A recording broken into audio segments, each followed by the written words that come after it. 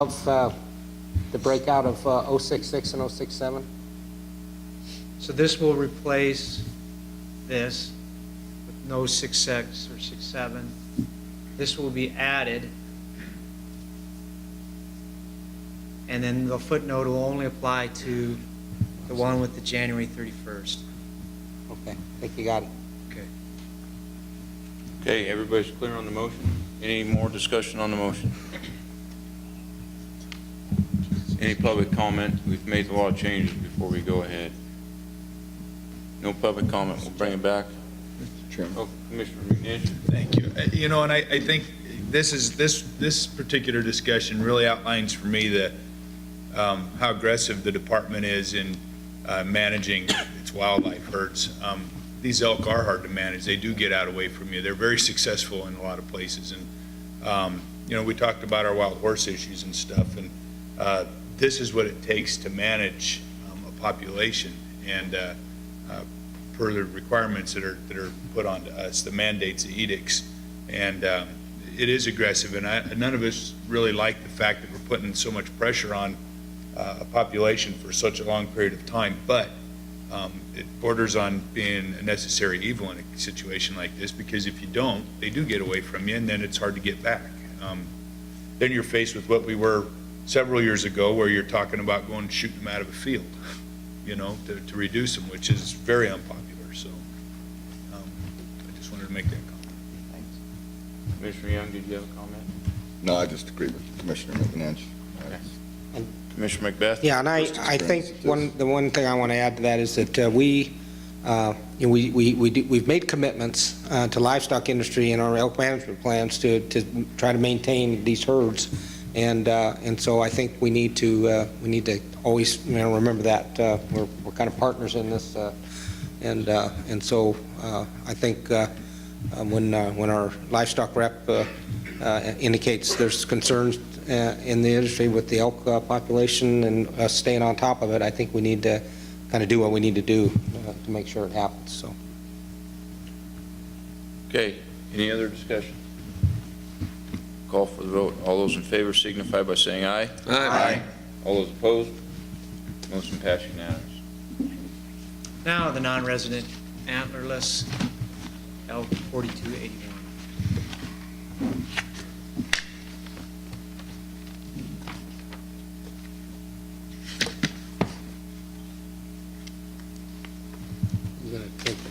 Since we did it separately, I think, are we going to have to take it out to the public?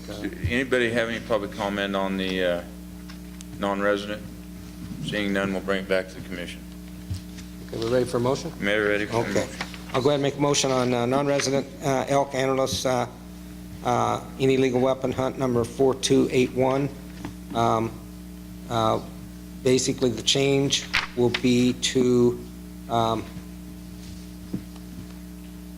hunt unit group 062, 064, 066 through 068 late, to remove units 066 and 067. So that season will then read 062, 064, 068 late, November 22nd to January 1 for both years. And then create a new unit group 067, 066, and 067 late, with season dates of November 22nd to January 31st for both years, with a footnote A added to that reads the deadline for submitting the tag holders big game hunt questionnaire is February 15th, period. Second. We have a motion and a second. Any further discussion? The only thing I have to say on the non-resident antlerless hunt is the price of that tag is set at the legislature, and we have no control over that, and it's a high cost for a cow tag. And I just hope we have conservative quotas coming forward so we don't have to do multiple draws. In the past, we've had a lot of cow tags given a dedicated non-resident and had subsequent draws. So, Mr. Cox? Well, we have been accused by our residents when they put in the first draw, they're unsuccessful getting a cow tag in the unit that they put in. Results come back, and then the unsuccessful non-residents show up available in the same unit that they were unsuccessful in, and then they have to apply again. And it would be nice, maybe, we could do one of two things. Well, we could do one of three things. We can just put the ear, put the phone just a couple inches further from the ear when they call. We could certainly be cognizant of that non-resident cow quota, be pretty conservative on most of those hunts, to the point where I guess I would not even recommend a 90-10 split. Or is there an appetite or an opportunity to have a seamless draw so that before the draw is completed, the computer automatically sees those unsuccessful non-resident tags, and we have clearly the resident applicants that are in the system for the same unit group that could be drawn, the next lowest draw number, and it would be taken care of without that second draw frustration. Okay. Anything else? All right. We have a motion and a second. We have a... Yeah. Okay, let's call for the vote. All those in favor signify by saying aye. Aye. All those opposed? Okay.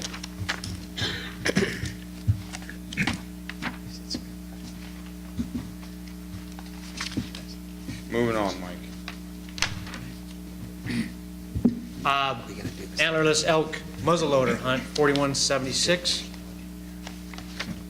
Just adding 081 to the other adjacent Elko County units and adding 132 to the White Pine Range.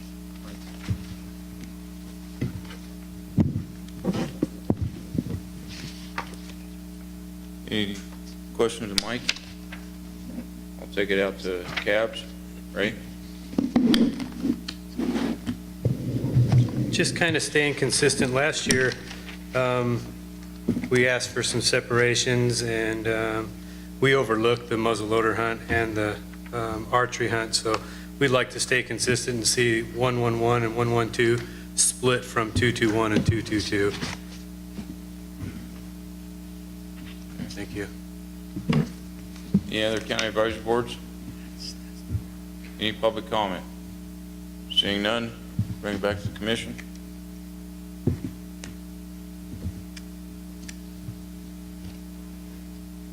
Somebody gonna throw a motion? Okay, I'll do it.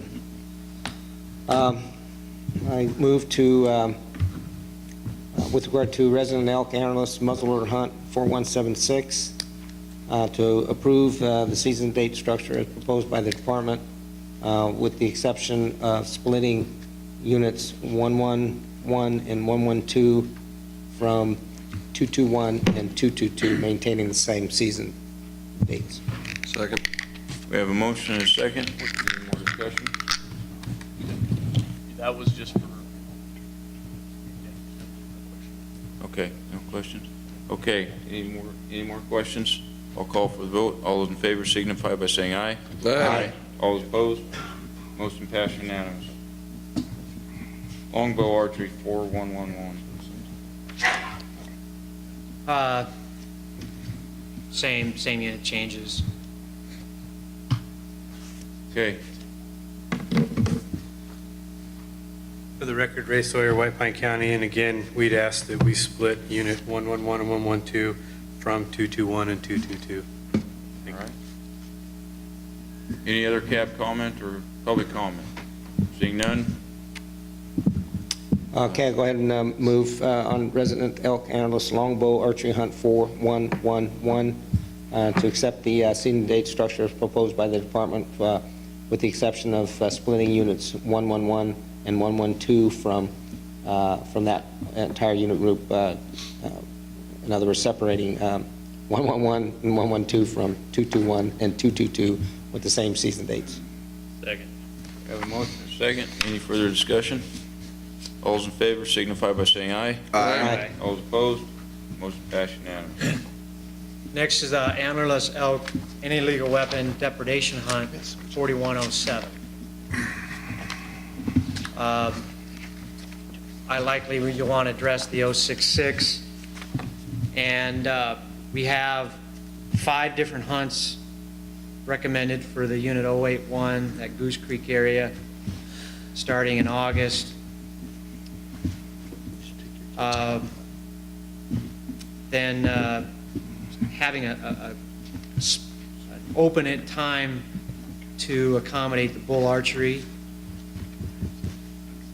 and then starting up the second season September 17th through the 30th, and then continuous 3 more seasons. Let's see, with a break after the 20th, and then we're accommodating the bull muzzleloader and the rifle hunts, and then back again on December 5th through the end of the year. And then just 2 seasons in the Cherry Creek Range, Unit 121, extending all the way from August through January. We're 2 seasons there. The depredation hunt, we could have dovetailed some of these into the 4181. Our normal practice in the past is if there is a unit that we're not allowing the complete unit to be hunted, it's only a portion of that. And truly, if there's depredation issues, we've had the connotation of a depredation hunt, which has a separate hunt number, 4107, for antlerless.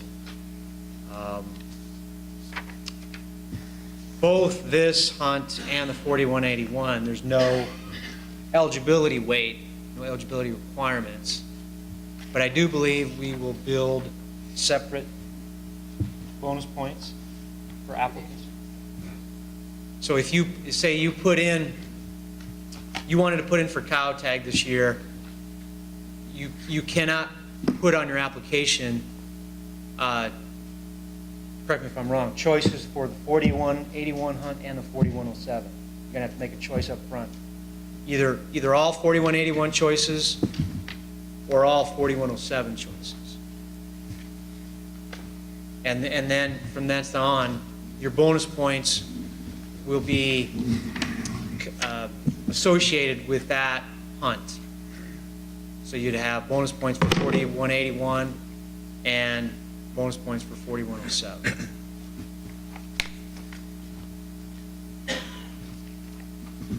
Any questions of Mike? Mr. Any public comment? Rex?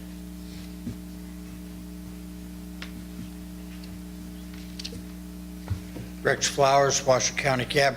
We had accepted this as it was written. Had I known or realized that as a member of the public that you couldn't overlap on your application, I would have really hounded on my board about it. I mean, the whole idea of having this depredation hunt is to put more cows on the ground. As you were there, Jack, I have a problem with having an August hunt, but the department needs to get these cows down in their numbers.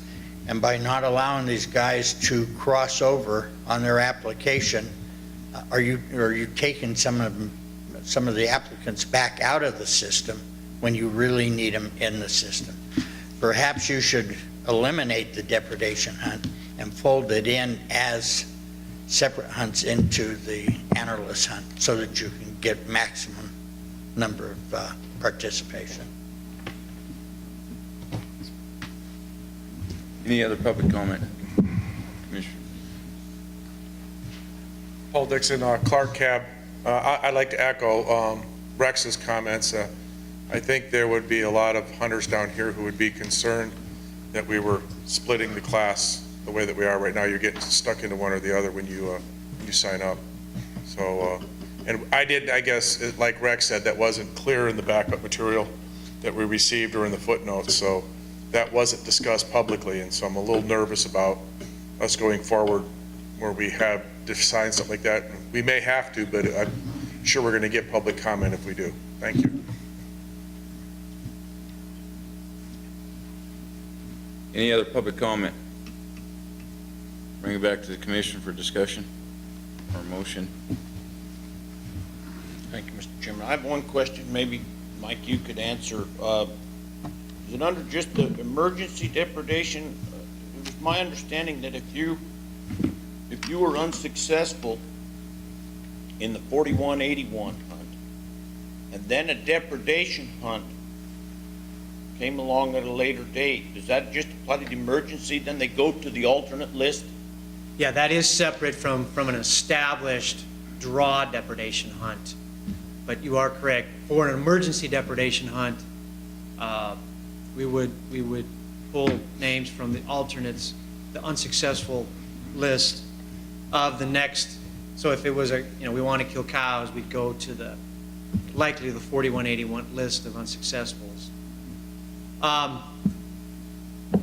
not saying that there is maybe a concern that we won't get. Actually, my prognostication is you will not fill all the 4107 tags in the first draw. And what you'll probably get is the unsuccessful 4181 tag holders or applicants will then see that this 4107 hunt has some tags left over depending on the season, and they'll probably put in for it in the second draw. And other people who actually put in for a bull tag and were unsuccessful. There's double-edged sword components of whether you leave it as what we recommended or dovetail these seasons back into the 4181. I guess for us, the connotation, especially in the 081, it is a depredation situation that we see. Yeah, Greg, and I might just give a little background. We did talk about this, whether or not to make a regular cow hunt or the depredation hunt. Because we are dividing these areas into an area, and because the main purpose of these hunts are to control elk associated with fields, there's an expectation out there of a regular cow hunter that he's not going to have a bunch of people that he's going to be hunting with. And both these areas with the condensed areas and probably maybe more tags is that expectation might not be met out there. And so with the depredation hunt, you kind of know what you're getting into. And that's one of the reasons we really wanted to put this as a depredation hunt, to lower that expectation so people know that they're going to probably hit additional people when they're out there hunting, and that these elk are going to be probably associated more with the field type situations. They are specific to address private land issues. Can I ask a question, Ken, while you're up Sure. there? In terms of the changes we made for 066 and the general cow hunt, is this redundant now? I mean, I get the point with 081 Right. and 121, there's specific parts. Right, and and that would be our recommendation, to eliminate 066. It's a strike it Yeah, I'm since glad we you brought that up. Okay. Yeah. Okay. Okay. Any other questions? All right. More public comment? Seeing none. Got a motion? Commissioner Rain? Move to approve Hunt 4107 as presented by the department. Do we have any changes, do we? Striking. Oh, yeah, striking 066. Sorry. I actually had that marked. I'll second that. Okay, we have a motion by Commissioner Rain, second by Commissioner Drew. Any further discussion? All those in favor signify by saying aye. Aye. All those opposed? Motion passed unanimous. Moving on to sheep. Mr.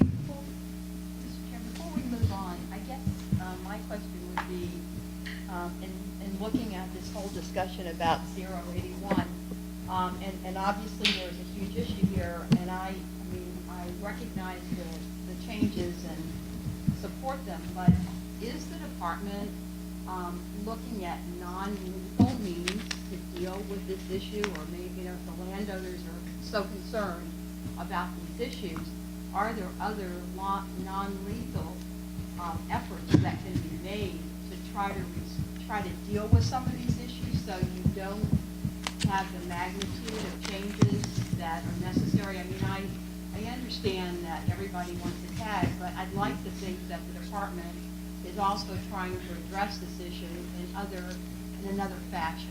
Am I wrong about that, or? Actually, that's a really good question. In the old days, when we used to have available elk habitat, we did a lot of transplant of elk out of areas that were overpopulated.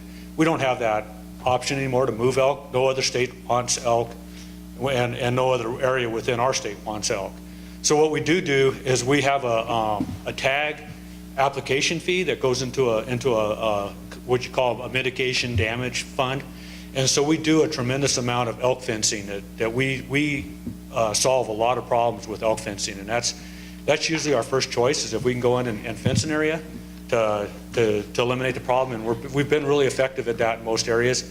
These areas are either too big, the elk population's gotten too big now. And so these are definitely in combination with fencing proposals that we've got in the works. And, you know, hopefully at some point in time, we'll reduce that elk population down enough and have fences around the main problem areas to where we won't have to be this aggressive. Does that answer your question? And I think we do as much non-lethal means as we can afford, and we have a lot more problems than we can afford to fix. Okay, any other discussion? Moving on to